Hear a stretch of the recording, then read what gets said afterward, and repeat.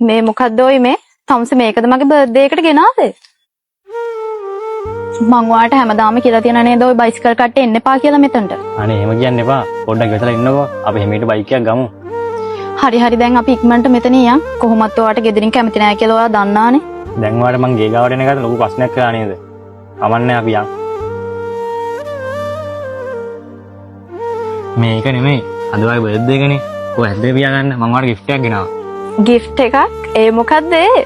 හරි එහෙනම් මං S2 පියාගන්නම්කෝ. මෙන්න happy birthday. මේ මොකද්ද ඔය මේ?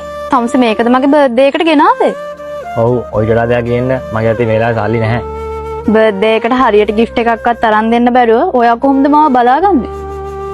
හරි හැමන් රස්සාවක්වත් නැතුව අපේ ගෙදරින් ඔයාලට කැමති වෙන්නේ නැහැ. ඔයා දැකලා නැද්ද වෙන අය කෙල්ලගේ බර්ත්ඩේ එකට අරන් දෙන දේවල්? ඒවත් එක්ක බලද්දි මේ මොකද්ද මේ? මේ වගේ දේවල් දෙන්න ඔයා වෙන කාව හරි හොයාගන්න. මං නම් දැන් මේක ඇත්ති වෙලා තියෙන්නේ. ඔයා ආයේ මගේ පස්සෙන් එන්න එපා. අපි මේක නවත්තමු. බර්ත්ඩේ එකට හරියට gift එකක්වත් අරන් දෙන්න බැරුව ඔයා කොහොමද මාව බලාගන්නේ?